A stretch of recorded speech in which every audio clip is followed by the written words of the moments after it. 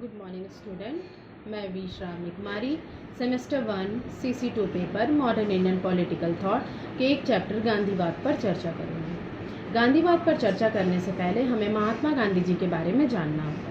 महात्मा गांधी भारतीय राजनीति में बहुत ही महत्वपूर्ण स्थान रखते हैं, लेकिन उससे पहले पूरा देश उनको जिस सम्मान की दृष्टि से देखता है वैसा सम्मान ना तो किसी व्यक्तित्व को आज तक मिला है और ना ही आने वाली कई शताब्दियों में मिलने की संभावना है। राष्ट्रपति के नाम से सुशोभित महात्मा गांधी देश की अमूल्य धरोहर में से एक है, क्योंकि उनका सम्मान और उनके विचारों का अनुगमन न केवल भारतीय करते हैं बल्कि भारत के बाहर भी बहुत बड़ी संख्या में गांधी जी के विचारों और कार्यों को सम्मान की दृष्टि से देखा जाता है। तो आइए आज हम बात करेंगे गांधी जी की जीवनी के बारे में। महात्मा गांधी का जीवन उनके विचारों और उनके आदर्शों की अभिव्यक्ति है, अर्थात उनका जो जीवन है उनके विचारों और उनके आदर्शों, उनके सिद्धांतों को व्यक्त करता है। उनके विचारों और उनके द्वारा दिए गए संदेशों को उनके जीवन से अलग नहीं किया जा सकता।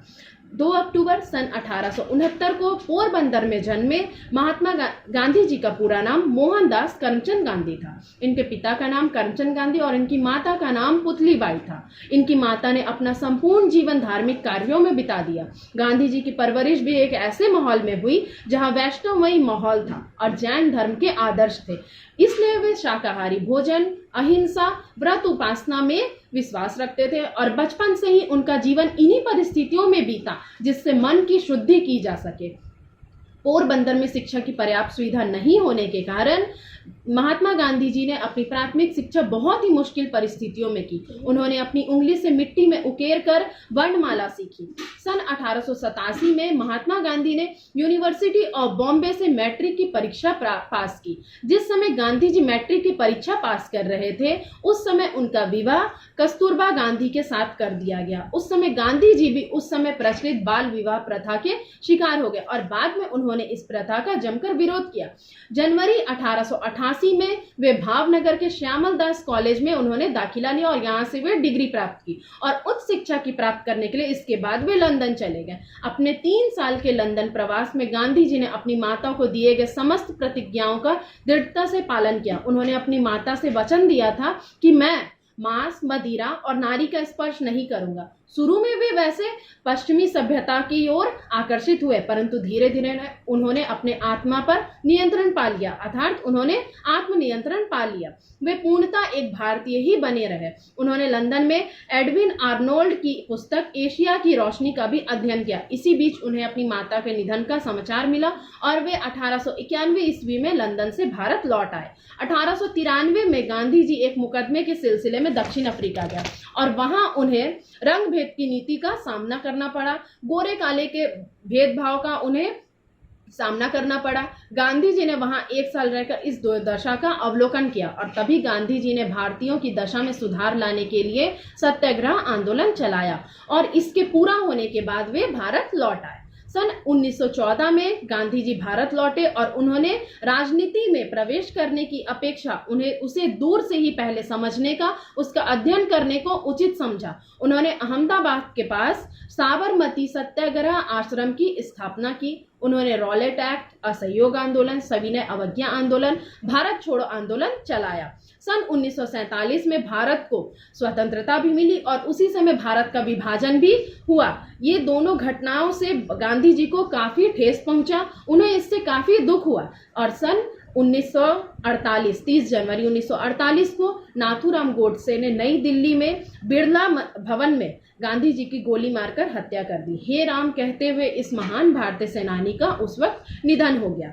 संक्षेप में महात्मा गांधी विश्व की महान विभूतियों में सर्वश्रेष्ठ थे। वे सत्य और अहिंसा और धर्म के समर्थक थे। मरते दम तक उन्होंने राजनीति को पवित्रता के वस्त्र पहनाने का प्रयत्न किया, अर्थात उन्होंने राजनीति में भी सत्य, अहिंसा और धर्म को लाने का प्रयास किया, उनके आदर्शों को लाने का प्रयास किया, यानी कि धर्म, सत्य, अहिंसा के बल पर उन्होंने राजनीति को चलाने का प्रयास किया। यही कारण है कि उनके देहांत पर सोवियत रूस को छोड़कर संसार के सभी देशों ने अपने ध्वज झुकाकर उनके प्रति श्रद्धांजलि अर्पित की।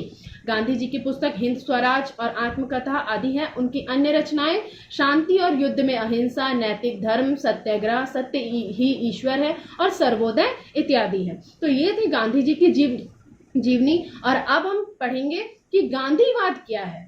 गांधीवाद, गांधी जी और गांधीवाद में क्या अंतर है। गांधी जी की जीवनी तो हमने पढ़ लिया, और अब गांधीवाद क्या है ये देखेंगे।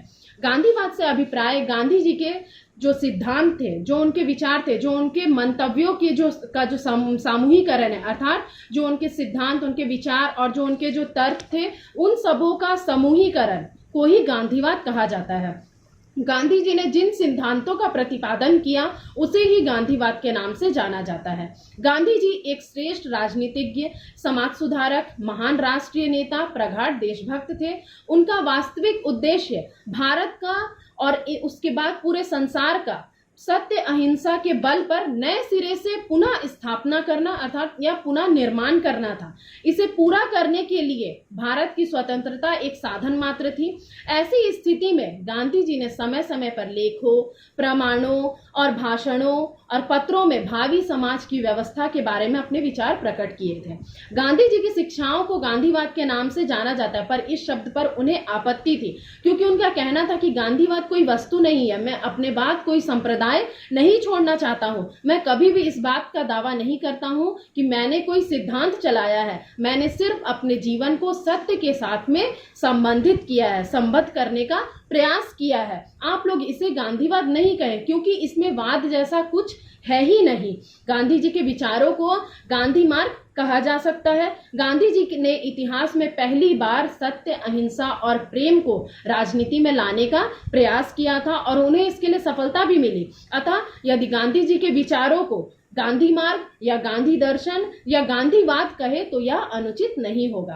गांधीवाद आजकल बहुत ही लोकप्रिय शब्द हो चुका है। इस शब्द का सर्वप्रथम प्रयोग कराची में गांधी इरविन समझौते के बाद एक सार्वजनिक सभा में गांधी जी ने अपने महत्वपूर्ण वाक्य में किया था। उन्होंने कहा था, गांधी मर सकता है पर गांधीवाद सदा जीवित रहेगा। अर्थात उनका जो देह है वो मिट्टी में विलीन हो सकता है, पर उनके जो सिद्धांत है, उनके जो विचार है, उनके जो तर्क थे, वो सभी, और जो उनका देश प्रेम था वो सदा जीवित रहेगा। अर्थात वे उनके मरने के बाद भी उनके सिद्धांत, उनके विचारों को संपूर्ण देश के द्वारा, संपूर्ण देश के लोगों के द्वारा अपनाया जाएगा, उनको उतना ही सम्मान दिया जाएगा। तो इसीलिए उन्होंने कहा कि गांधी मर सकता है पर गांधीवाद नहीं मर सकता। अर्थात उनके जो सिद्धांत, उनके विचार है सर्वदा अमर रहेंगे। तो ये थे गांधीवाद।